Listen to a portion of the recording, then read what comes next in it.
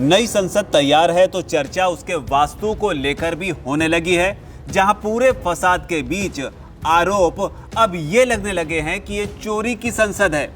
चोरी की संसद कैसे, बताएंगे आपको, और साथ ही ये भी बताएंगे कि इसका सरकार के नेताओं की तरफ से क्या जवाब आया है, क्योंकि अब जो जानकारी निकलकर सामने आई है वो आपको हैरान कर देगी, जिसके बाद मुमकिन है कि कहा जाने लगे कि ये तो पीएम मोदी के दिमाग की सोची समझी उपज है, क्योंकि नई संसद में नंदी भी पहुंच रहे हैं और साथ में मां लक्ष्मी को भी विराजमान कराया जा रहा है।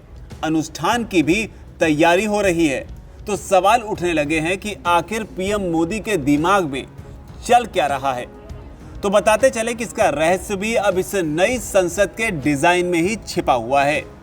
लेकिन चूंकि चर्चा डिजाइन की हुई है तो आपको बता दें कि भारत की जो संसद रिटायर हुई है, जिसे लुटियन के दिमाग की उपज माना जाता रहा, दरअसल उस संसद के डिजाइन के बारे में कहा जाता है कि उसे मध्य प्रदेश के मुरैना में मौजूद 64 योगिनी मंदिर से लिया गया था।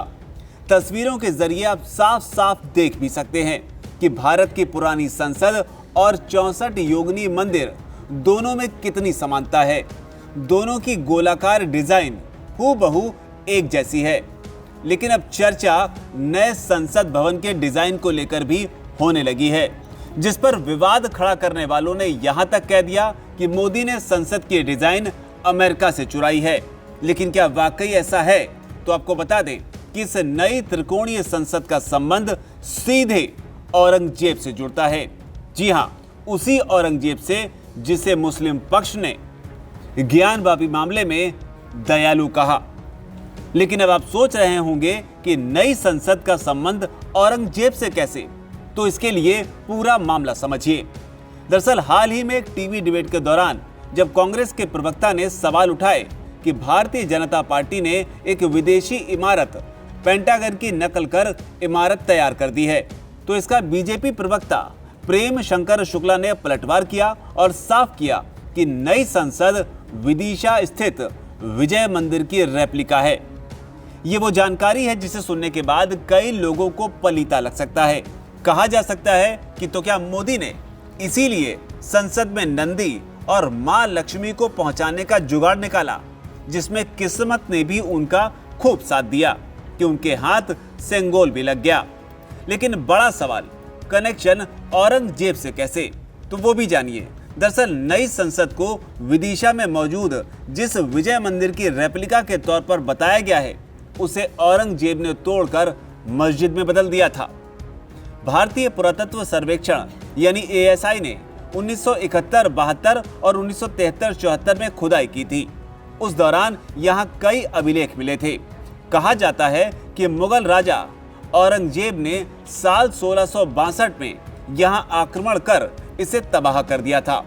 पुरातत्व सर्वेक्षण के अनुसार कुछ जानकार बताते हैं कि यह वही ध्वस्त मंदिर है जिसके स्थान पर मस्जिद खड़ी है। ASI की आधिकारिक वेबसाइट की माने ध्वस्त हिंदू मंदिर पर मस्जिद का निर्माण किया गया था।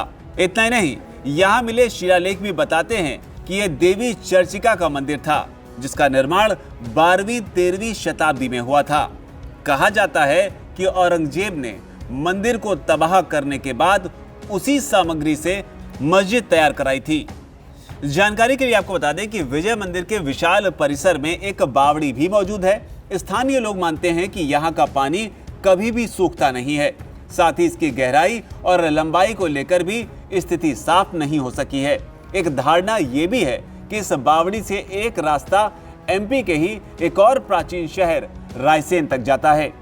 लेकिन अब आप कह सकते हैं कि औरंगजेब ने जिस मंदिर को तोड़ा, मोदी ने उसी मंदिर के आकार में लोकतंत्र का ऐसा भव्य मंदिर बनवा दिया जिससे नया इतिहास रच गया, जिसमें अब मोर भी है, कमल भी है, नंदी भी हैं और मां लक्ष्मी भी।